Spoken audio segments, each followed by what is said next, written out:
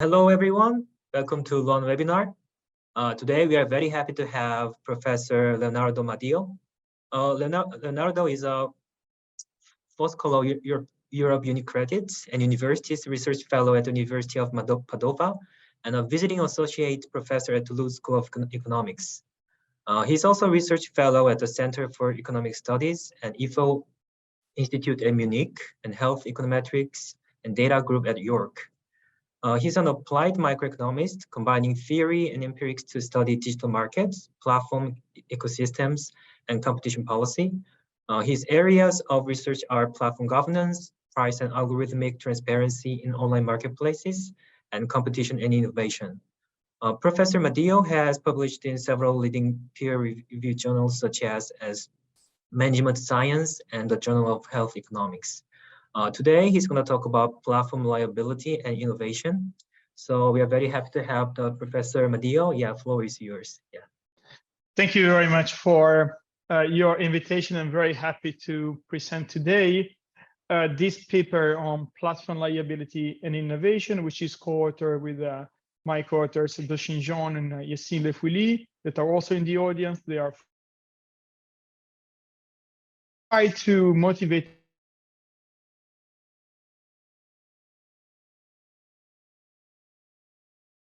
marketplaces.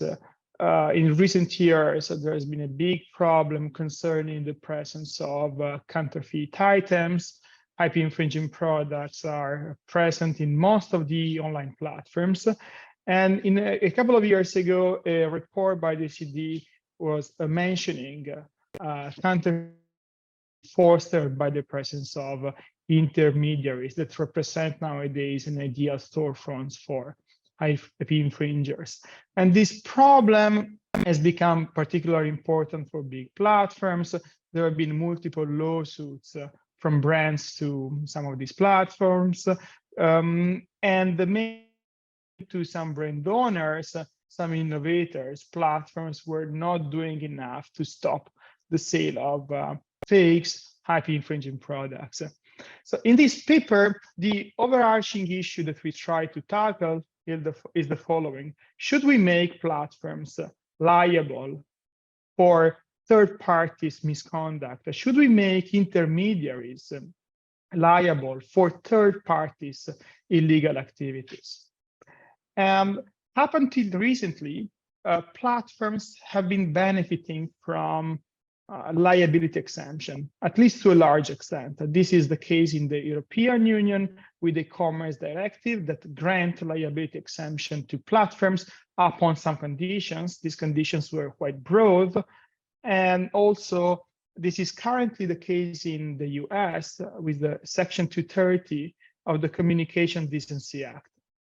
However, in recent years, and also given the fact that these regulations, these interventions dates back basically to 1996 for the Section 230 and 2001 for the Commerce Directive. In recent years, there has been a very strong policy attention on this issue. In China, for example, you've seen the China new electronic commerce law. In the US, there is a discussion on the US integrity, notification, and fairness in online retail marketplaces for consumers, mostly concerning product liability. And in Europe, last year, the European Parliament approved an initial proposal of the European Commission concerning the Digital Services Act that introduces some obligations for very large platforms. So to some extent, there is still a liability exemption, but very large platforms have to comply with some additional obligations in order to benefit from some exemption, from this exemption. Now, in this paper, we focus on a very specific type of platform. We focus on e-commerce platforms and on app stores, and on a very specific type of misconduct. We are going to focus on IP infringement, the trademark, design, copyrights, by non-deceptive third parties. Before proceeding, let me make an example. So let us consider this t-shirt. A t-shirt provided that is sold by a brand owner, a very famous brand owner, which is Levi. And close to Levi, there is a t-shirt that is called Love. And Love is a copycat version of Levi. Love can infringe or not IP, but consumers are not deceived in the sense that consumers that are buying Love know precisely that they are not buying anything from Levi. So we're going to focus on a misconduct, which means that copycat, counterfeits are IP infringing indeed, but they are not pretending to be. They're not primary fakes. They're not pretending to be the original product. Now, the research question, very specifically, is the following. What is the impact of making platforms liable for IP infringement by third parties on innovators and consumers? And again, I want to stress the fact that we are going to focus on online misconduct, in this case, IP infringement, that is directly negatively impacting innovators, brand owners, but not directly impacting negatively consumers, in the sense that consumers are perfectly aware of what they are buying. And we're going to focus on a very specific type of platform liability rule, which is widely adopted in Europe, for example, which is a negligence-based rule. To make an example, let us consider the case in which a lawmaker is imposing some requirement that platforms need to comply with in order to benefit from liability exemption. In our model, this negligence-based rule is the following. There is a minimum screening requirement that platforms have to attain in order to benefit from liability exemption, and the obligation to delist any IP infringing product they identify. So more broadly, this paper is a paper on liability that connects to the long-standing literature on liability. It's more about indirect liability because we are considering introducing liability for an intermediary that is not the person, is not the party that is carrying out a misconduct. But more broadly, and more importantly, it's one of the new papers on liability in digital markets. There have been some recent policy contributions on this topic. There is a policy-oriented paper by Myriam Buiten, Alexandre Strey, and Martin Peitz, a policy-oriented paper that Yassine Pouilly and I have written last year. But also there are some new papers that try to look at liability in digital markets, mostly concerning harmful products. In this paper, we are not going to focus on harmful products. We are going to focus on IP infringement and damage to innovators. And there is a very nice paper on copyright filters that is concerning video hosting platforms. So this is quite connected to ours, and they are complementary to our work. More broadly, our paper is also a paper that looks at the relationship between liability and innovation. And in more traditional market, this issue has been studied by Gallas and Luo in two very nice papers. But this is also a paper on platforms.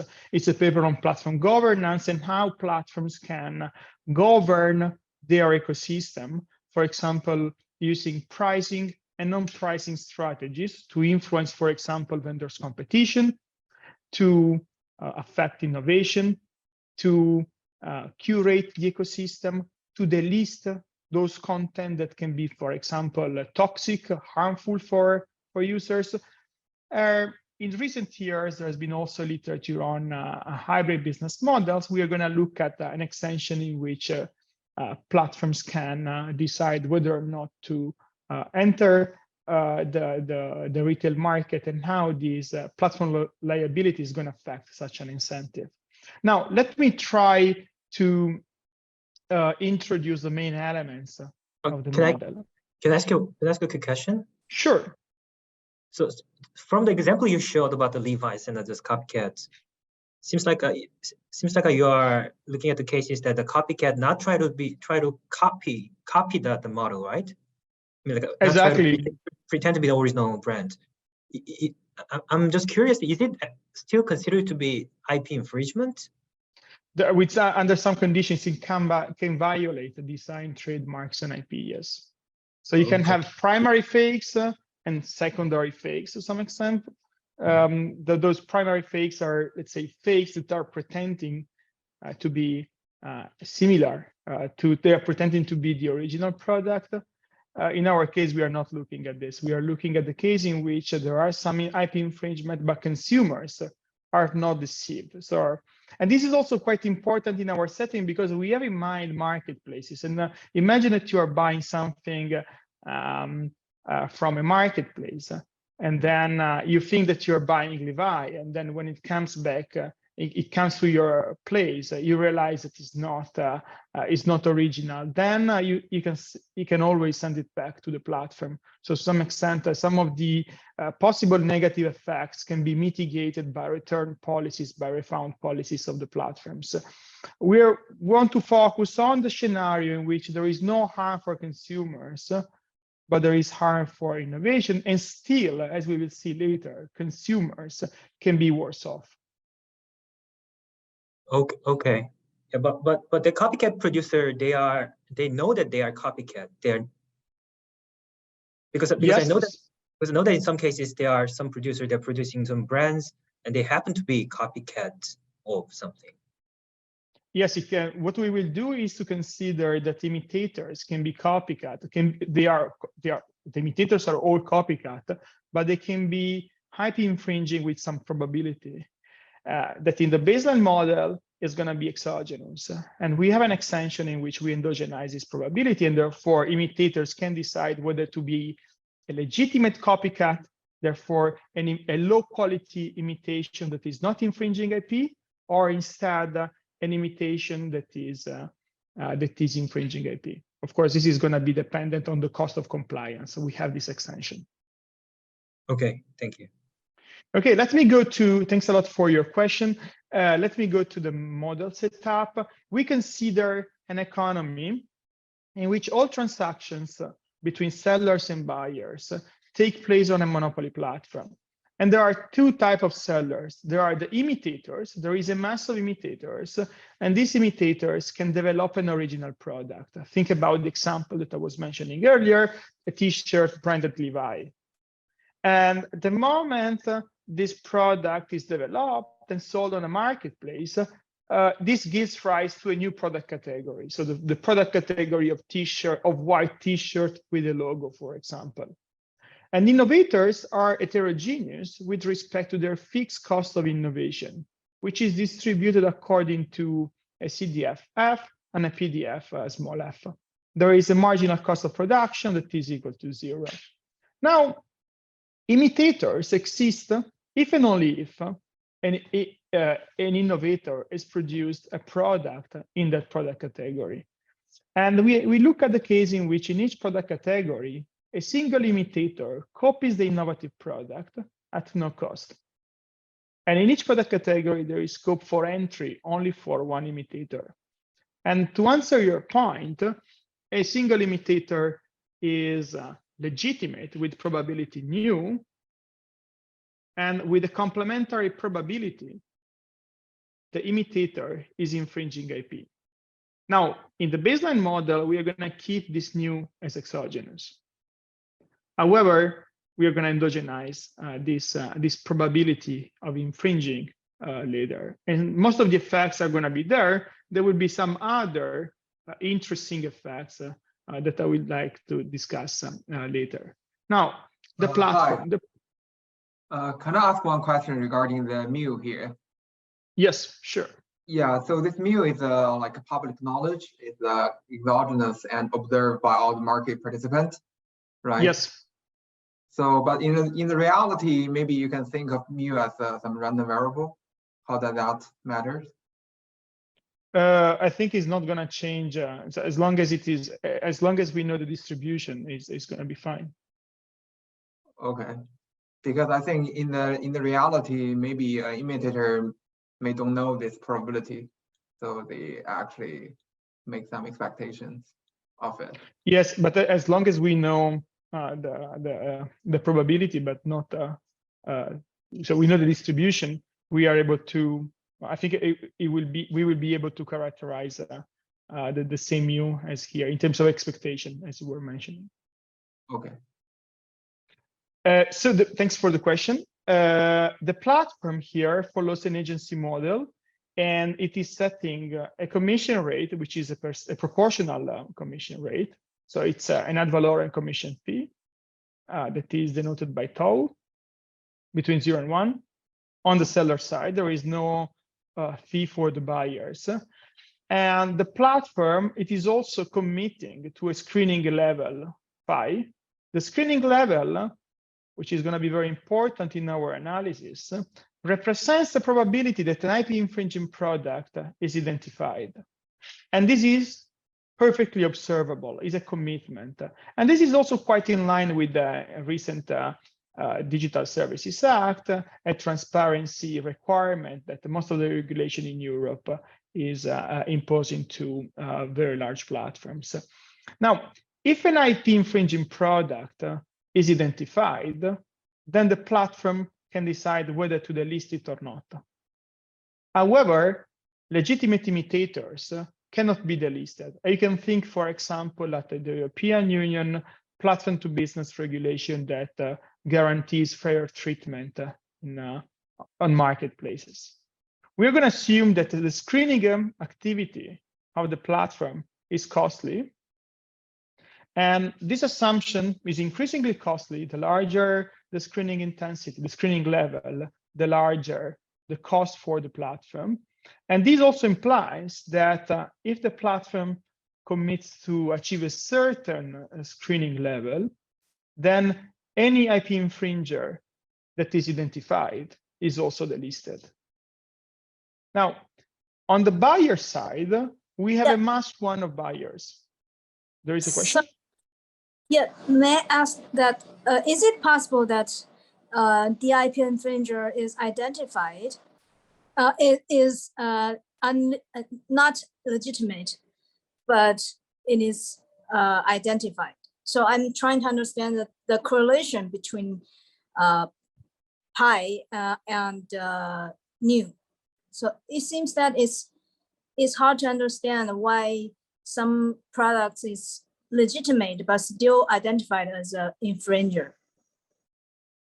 No, a product that is that is legitimate cannot be identified as IP infringing. That's not possible in our setting. So to some extent, the pi only works on 1 minus nu. That kind of yes. Okay, thanks. Thanks for the question. And so we are not accounting for, let's say, false positives and false negatives. And when we did it in our setting, results were not changing. So everything was identical to the baseline model. So let us consider here what happens on the buyer side. And on the buyer side, we have a -1 of buyers. And in the baseline model, we will have all buyers that are joining the marketplace. So basically, we have inelastic demand participation, and this is particularly useful to nail down what is one key element of our model, one of the effects. But then we will relax this assumption, and we will show that when accounting properly for the two-sidedness of the market, then things can change dramatically.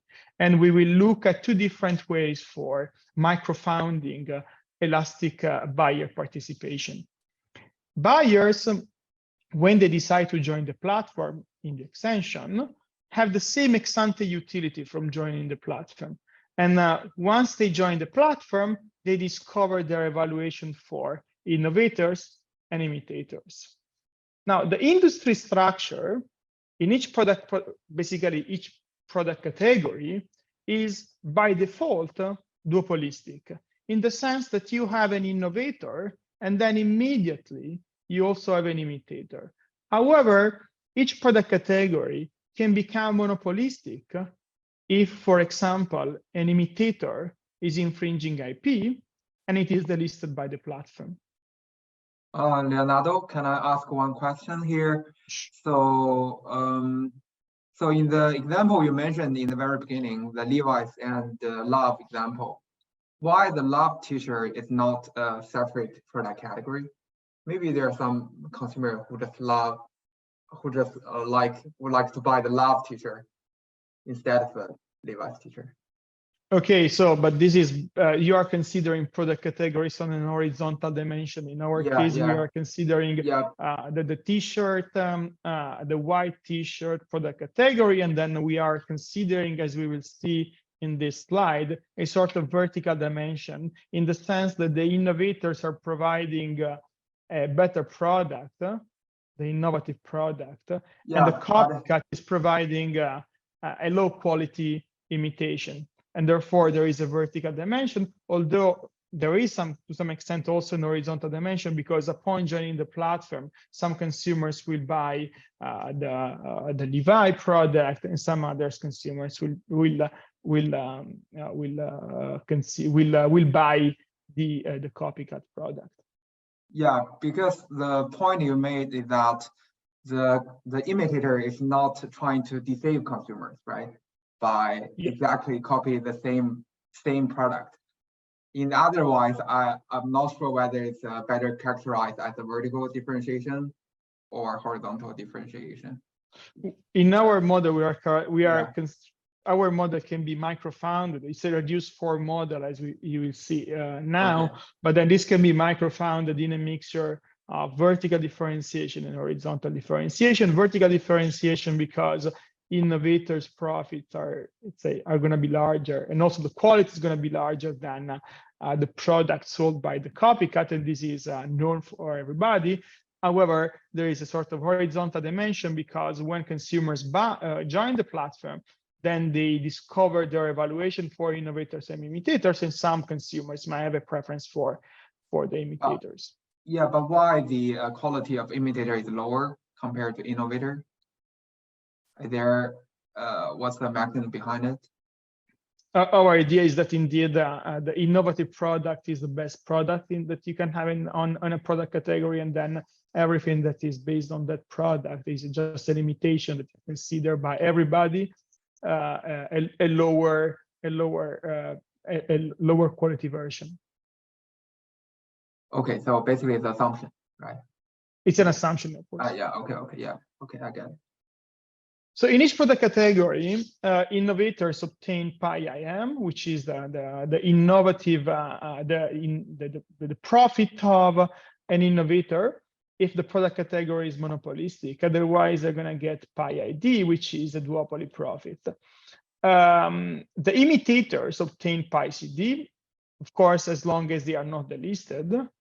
And consumers instead obtain an ex-ante utility, which is UM, if the product category is monopolistic, basically, if only the innovator is present in that product category. Otherwise, they are getting UD, which is a duopolistic ex-ante utility. Now, consistently with what we were discussing earlier, an imitation gives rise to the same utility to a buyer, regardless of whether it is infringing IP or not, because this is not going to be a deceptive product. And the assumptions that we are making are the following. First of all, we're going to assume that the industry in a given product category, the industry profits are larger with a monopolistic market structure rather than with a duopolistic market structure. So PIIM is larger than PID plus PICD. We are going to relax this assumption later, and most of our analysis will go through. Then we are going to assume that on the buyer side, the ex-ante utility is larger when there is a duopolistic market structure. In other words, consumers in a given product category prefers to have a situation in which there is competition between a copycat, regardless of whether this copycat is infringing IPs or not, rather than having a situation in which there is only the innovator that is selling a product at a monopoly price.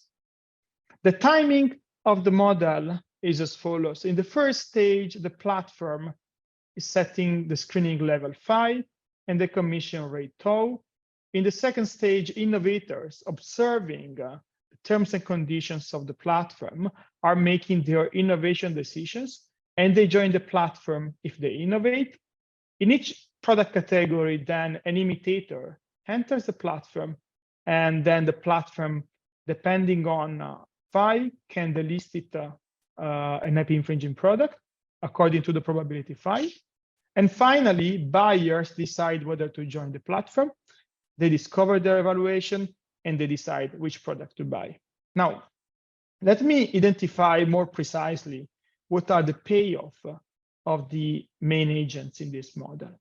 Now, for a given screening level, an innovator's expected gross profit is just a weighted average of the expected profit if it is the only seller and the expected duopoly profits. In other words, the innovator, it is getting a monopoly profit, gross monopoly profit with probability 1 minus nu times phi, where 1 minus nu is the probability that the imitator is infringing IP. And phi is the probability that the platform identifies and delists an IP infringing product.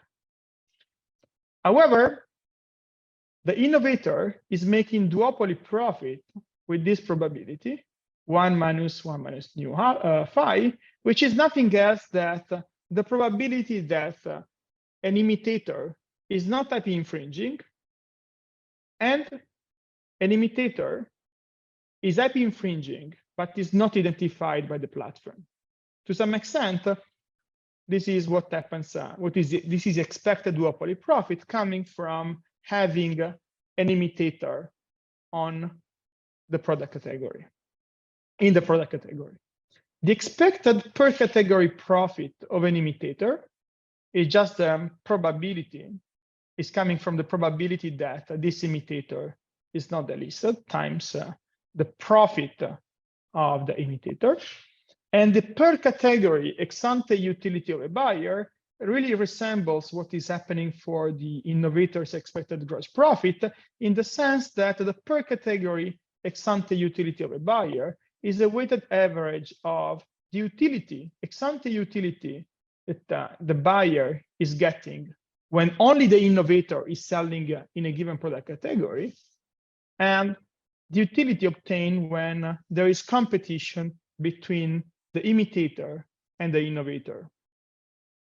Now, let me present how I will continue with this presentation. I will first present a baseline model where we consider inelastic buyer participation and exogenous commission rate. This is particularly important because I can show one of the main effects that are present, and still we can have circumstances in which platform liability might not be socially desirable, or it can be socially desirable. Then we consider the case in which the platform is really two-sided, in the sense that we allow for elastic buyer participation and innovator participation in the market. We're going to look at two cases that are particularly important for identifying the main effects of platform liability. Then we consider what happens when we allow for endogenous commission fee. So also the commission rate now can change in response of platform liability. And then we have a bunch of extensions that hopefully might try to address some of your concerns or questions that are coming up during the presentation. In particular, we're going to focus on what happens when imitators can decide whether or not to be legitimate. What happens when you change the type of commission fee? For example, you have a sort of fixed membership fee. What happens if you want to think about innovation in a different way, rather than in terms of new product categories? You think at innovation in terms of the value of the product being sold in the market, a sort of vertical dimension. We consider the case in which also the platform can sell in the marketplace, but the platform now that is adopting a hybrid business model it is for sure not selling IP infringing product. What happens when phi, the screening level, is not observable and therefore there is no commitment? And finally, there are two other extensions. What happens if you can constantly screen IP infringing products? And what happens if you have a duopolistic market structure that gives rise to higher total industry profits than a monopolistic one? But let's start with a very simple baseline model where there is inelastic buyer participation and exogenous commission rate.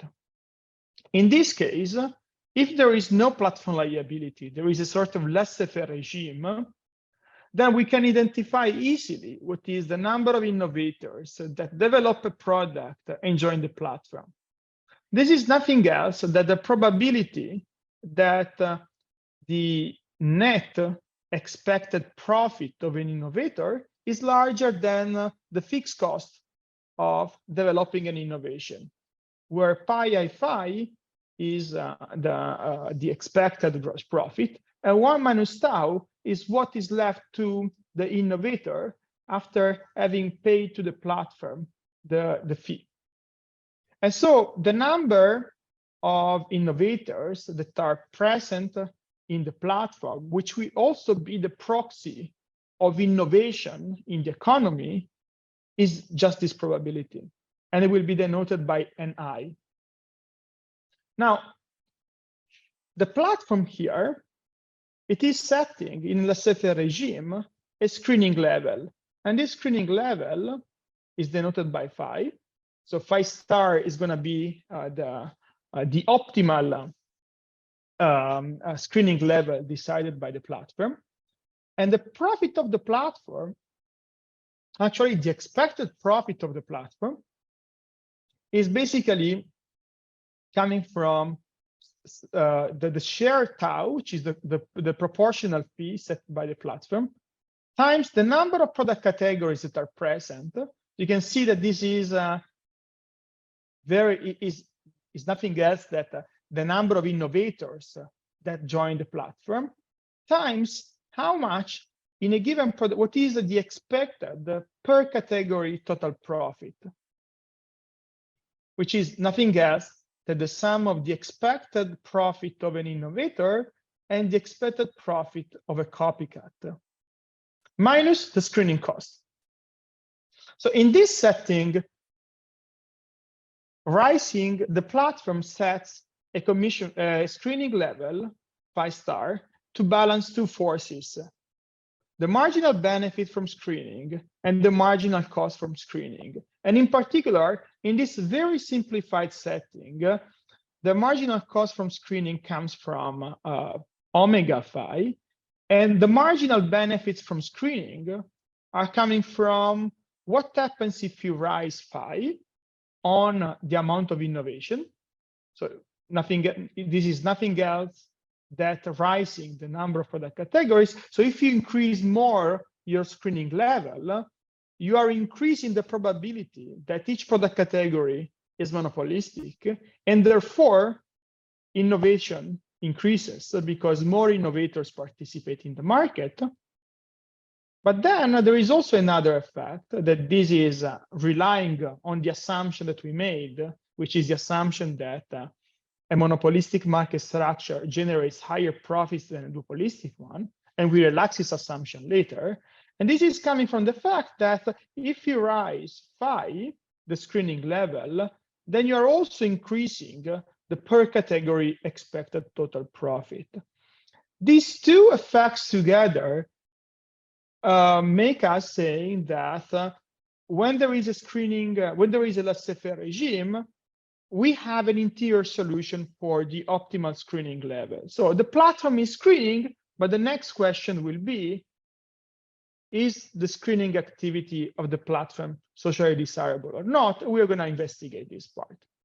This is not a very trivial result, because when we relax the assumption that a monopolistic market structure gives rise to higher total profit than a duopolistic market structure, we might even have situations in which in a laissez-faire regime, the platform finds it optimal not to screen at all. Now, let us look at what happens if you introduce platform liability. In our setting in which we have a negligence-based liability rule, platform liability implies that platforms they are forced to increase their screening level. And the reason is that they have to attain a minimum screening level, phi lower bar, which is larger than the privately optimal one. And also that platforms find it optimal to comply. For example, because the litigation costs coming from liability are too high, or not complying with this obligation might require very high fine. So what happens if we introduce platform liability? Now, in this very simple setting, the baseline model, there is an intended effect of platform liability on innovation. Given that platforms are screening more, and therefore phi increases, the probability that an innovator will face a monopolistic market structure increases, which creates an IP protection effect. As a consequence of this, platform liability has a positive effect on innovation. This is super simple, and this is what we have in the baseline setting. Things will become a bit more complex when we introduce elastic demand participation. But now what we said is that platform liability benefits innovators. But what happens on consumers? Well, consumer surplus here depends on two components. How many product categories are present? And also, what is the utility in a given product category? They are both dependent on phi. So if we force the platform to rise their screening level because of the introduction of platform liability, we have two effects on consumer surplus. There is a positive effect stemming from the fact that now there is more innovation, but there is a negative effect coming from the fact that in a given product category, consumers are facing, they see less competition because imitators are screened more often. As a consequence of this, there is a negative effect. Balancing out the positive effects and the negative effects, we can identify conditions for which consumer surplus increases with platform liability, and conditions under which consumer surplus decreases with platform liability. In practice, this depends on two elasticities: the elasticity of the amount of innovation and the elasticity of the per category utility. And the net effect is positive if consumers gain more from an increase in the number of product categories stemming from platform liability than how much they are losing from the reduced competition in a given product category. So we can also say that platform liability benefits consumers only if the impact on innovation is sufficiently strong. Now, the question is, given that we know that platform liability has a positive effect on innovation and a positive or negative effect on consumer surplus, is there scope for welfare enhancing platform liability? Let us define the total welfare as follows. The first term, this term here, is nothing else that the surplus is the gross profit, is the net profit of innovators and imitators. This term here is the innovation cost. So how much innovation are paying for developing their product. And then we have the platform profits and the consumer surplus. Now, we want to verify whether starting from the privately optimal level, increasing phi, basically introducing platform liability, generates a positive effect or a negative effect on consumer surplus, on total welfare. And what we find is that at the privately optimal level, there are two main effects. The first one is the effect of rising phi, of introducing platform liability on aggregate surplus in the industry. and this is positive. But there is another effect that, as we discussed earlier, can be positive or negative, that comes from what happens on consumers. So a sufficient condition for platform liability to be for a marginal increase in the screening level to be socially desirable, and therefore to say that there is scope for well-financing platform liability, is that consumer surplus increases. Because in this case, the welfare effects will be positive. However, if we are in a situation in which consumer surplus decreases, when you marginally increase your level of screening, then the effect of platform liability, starting from the privately optimal level, can be positive or negative. And therefore, there can be also a situation in which platform liability is detrimental to welfare. Now, let us now introduce elastic buyer participation and network effects. Let us make this model two-sided. And this implies that we have to look at how buyers make decision. They make their decision to join a platform. And we can look at two opposite cases. In one case, then I will explain a bit better the equation. In one case, we can think of the situation in which a consumer only faces an opportunity cost for joining each product category.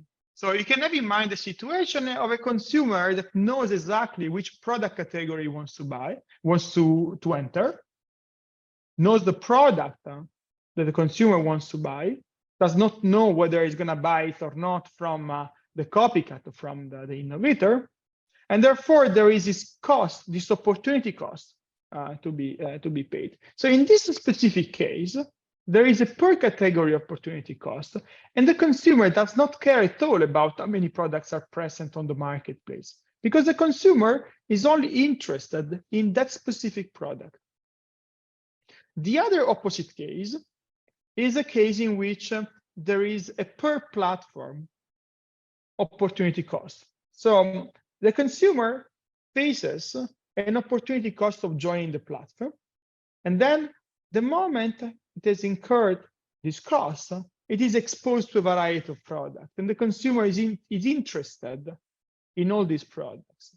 You can also think of an alternative explanation that goes in the direction of a consumer that knows more or less which product to buy, but does not know which product category to enter. And therefore, the larger the number of product categories that are present on the marketplace, the better will be the matching value, because there will be a higher probability of finding the product that the consumer likes. So, of course, you can also mix the two cases together, and we result in a situation in which there is a per platform, a per category opportunity cost. But let us analyze now the two opposite cases. So in the first case that I was mentioning, consumer only face a per category opportunity cost. There is no platform-related opportunity cost. This is very similar to what is in a recent paper by André Agiu, Tatautin, and Julian Wright in RAND. So in this specific scenario, a consumer decision to join the platform does not depend on the number of innovators. It only depends on whether the surplus obtained in a given product category, the ex-ante utility, is larger or not than the outside option. And therefore, there is no network effect from innovators to buyers, because buyers do not care about how many, when they make their decision, they do not care how many innovators, how many product categories are present. However, there are network effects from buyers to innovators, because the larger the number of buyers, the larger the size of the platform, the larger the demand for the innovators.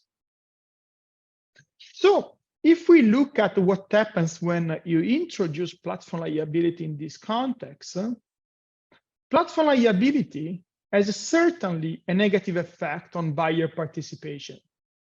And the intuition here is very simple. Given that platform liability increases the screening level, and increasing the screening level makes the product category less likely to be duopolistic, then the number of buyers joining the platform decreases. So the number of innovators. Sorry, can I ask you a quick question? So Sure. Gamma, how can I understand the Gamma? It's like some clicking cost or some like a clicking to the next web page or something like that? Yes, you can imagine. You can think about Gamma in terms of clicking or getting to know a product category, reading all the specificities of the products that are present there. It's a sort of outside. It can be also the cost of time. Okay, and here the consumers are homogeneous in the sense that their preference for copycat and original brands are they're same, right? They're relative to the utility for the copycat and original brands. When they make their decision, they only take into account yes, it's an average. Ex post, upon joining the platform, they discover their evaluation, and therefore they go for the innovator or for the imitators. But ex ante, they don't know what they are going to buy from the imitators or the innovators. They only care about the surplus, the ex ante utility that is generated in a given product category. Yes, but what I'm saying is like even before joining the platform, some consumers, they don't care about the copycat, so they value a lot for the real brand. Some people care less about whether this is like a real or not. Yes, but then the press, you can imagine that's true, but then you can imagine here their decision being dependent only on the ex ante utility, and the ex ante utility here can also be. You can imagine a situation in which you know that you may want to buy from the brand. However, your decision to enter the product category depends on the ex ante utility, and your ex ante utility is higher if there is competition, because even though you're going to buy from the innovator, then the presence of a copycat might constrain the innovator in setting a lower. It can induce the innovator to set a lower price because of competition. Okay, yeah. I asked this question because it seems like the quite the straightforward reason for people, the platforms try to protect IPs, like they can attract more consumers, because some consumers value that a lot. Yeah, but okay. No, we are not considering that case, but it can come later, because in the next step, when we consider two-way cross-group network effects, there will be a very nice effect coming from platform liability that can boost participation and therefore boost innovation. Okay, yeah, sorry. But this will be combined with the IP protection effect that we have identified earlier. So let's go back 1 second to this case on one-way cross-group network effect. In this case, we have a straightforward effect that is coming from the fact that if you introduce platform liability and you are letting the platform increase their screening level, then given that the utility, ex ante utility of a consumer decreases, also the participation level of the buyer's participation. And now, why is this important? Well, we said that there are one-way cross-group network effects. Innovators care about how many buyers are present, even though buyers do not care about how many innovators are present. And given that the number of buyers is decreasing in the screening intensity, platform liability has now two opposite effects on innovation. The first one is the one that we had in the baseline model. You are making the product category more likely to be monopolistic. As a consequence of this, you generate more protection for innovators, and therefore innovation increases. But also now you have a reduction in buyer participation, and therefore you can have a positive effect on innovation or a negative effect on innovation. This will be dependent on two elasticities, on whether innovators to some extent are making more money because there is an increase in their monopolistic profit, rather than and this gains more than compensate for the losses coming from a reduction in buyer participation. However, the net effect can be negative if a buyer participation, the negative effect on buyer participation is stronger than the positive effect on the gross profit of innovators. What does it imply? It implies that now platform liability can even lead to less innovation. What happens to consumers? Well, there is, as before, a negative effect of platform liability because now you are making each product category more likely to be monopolistic.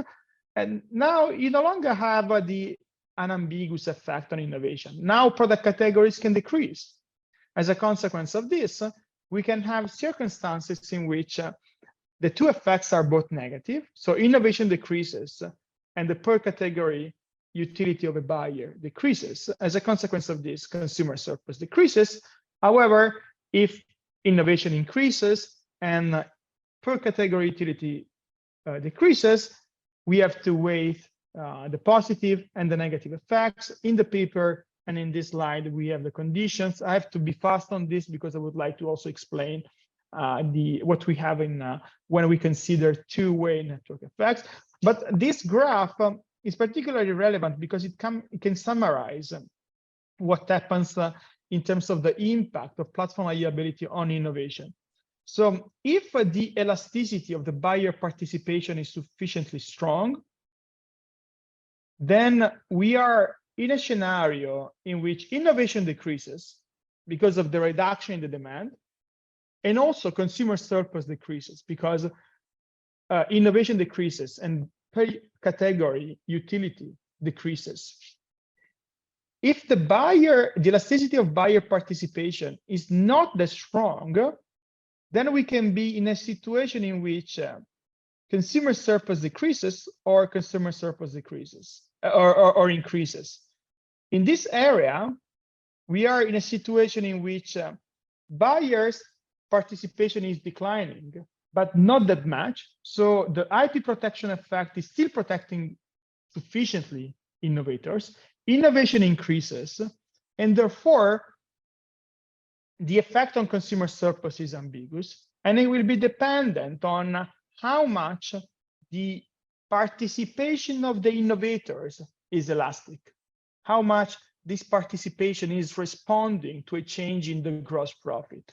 And if this is sufficiently strong, we have more innovation and more consumer surplus, higher consumer surplus. If we are in this scenario in which the elasticity of innovators' participation is limited, then we have innovation that increases, but consumer surplus decreases.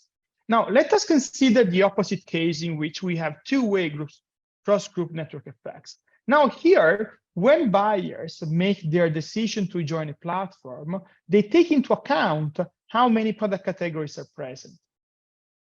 And therefore, there is a fixed point problem because we have innovators' participation that depends on buyer participation and buyer participation that depends on innovator participation. Looking for a fixed point, we can write down the number of innovators and the number of buyers, and we can identify conditions. I will be very quick on this, under which now, even though we have an elastic buyer participation is increasing in phi, so is increasing with the introduction of platform liability, which is the case if the elasticity of innovators' participation with respect to the per category innovator profit is sufficiently large. So in this case, basically, we're in a scenario in which consumers benefit more from a strong change in innovation participation, and this more than compensates for the losses in each product category coming from a reduction of competition. Otherwise, we can also be in the case in which buyer participation is decreasing with platform liability. So the two cases can be present here. As a consequence of this change on buyer participation, we can have the following effects of platform liability on innovation. As usual, we have the IP protection effect because platform liability means that each product category is more likely to be monopolistic, and there, as a consequence of this, you have more incentives to innovate. However, now you have a change in buyer participation. If buyer participation increases, then the net effect is certainly positive. Actually, it's very strong because you have buyer participation triggered by IP protection and also the IP protection effect. Otherwise, you can have an either positive or negative effect on innovation, and this will be dependent on whether the reduction in buyer participation more than compensates for the IP protection effect. Now, I can be very fast on this. We can also graphically represent the impact of a marginal change starting from the privately optimal one on in phi on consumer surplus and innovation. And as in the previous scenarios, what is particularly important is the relationship between the two elasticities, the elasticity of buyer participation and the elasticity of innovator participation. And what we show is that if the elasticity of buyer participation is very high, we are in a scenario in which innovation decreases, buyer participation decreases, and consumer surplus decreases. If instead the buyer participation elasticity is limited, we can be in a scenario in which innovation increases, but there is a usual trade-off for consumers between higher innovation, more innovation, and less competition in a given product category. An implication of this result is that if platform liability leads to a reduction in innovation, this is certainly socially undesirable. And the reason is the following. If platform liability leads to a reduction of innovation, it harms innovators by revealed preferences. But it also harms imitators because there will be fewer product categories to imitate, and therefore imitators will be worse off. Consumers will be worse off because they will face fewer innovation, they will have less innovation and also less competition. And finally, the platform, because if the platform is forced to screen more because of platform liability, then it is doing something that is suboptimal for it. So we can identify conditions for platform liability to be sufficient, to be socially undesirable. I will go very fast on the extensions. We have an extensions that look at what happens if now the platform not only sets the screening level, but it also sets the commission fee. And now platform liability has the usual direct effect on innovation, but it also has an indirect effect because it is going to induce the platform to change the commission fee. And what we show in the paper is that quite surprisingly, platform liability can lead to lower or higher commission fee. So, and this of course has a cascade effect on innovation because platform liability will have not only the usual IP protection effect on innovation, which is positive, but we'll also have an effect that comes from a change in the commission fee. So if the platform reacts by lowering the commission fee, then of course this effect is positive because there is more surplus that is going to the innovators. And therefore, the positive effect of platform liability on innovation are amplified. IP protection effect and margin effect. On the other hand, if platform liability leads the platform to raise the commission fee, then we have a positive effect of platform liability on innovation, which is the usual IP protection effect. But now we have a lower margin because the platform is charging innovators more, a higher fee. And what we find is that the net effect will be mitigated, but will remain positive. In other words, the IP protection effect will more than compensate for the margin effect. We have additional extensions. I wanted to tell you only one additional thing is that when it comes to endogenous infringements, we have a nice, very interesting effect here, which is the following. So imagine that you have imitators that have to decide whether to infringe IP or not. And infringing is costless in the sense that you can infringe at no cost.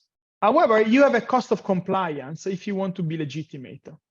And this cost of compliance is going to be, we will refer to this cost of compliance as rho. So now imitators will have to make the decision on whether to infringe or not, depending on the following trade-off. If they infringe, they save their compliance cost, but with a certain probability, they will be delisted by the platform. They will be identified and delisted by the platform. So they will get pi dc with probability 1 minus phi.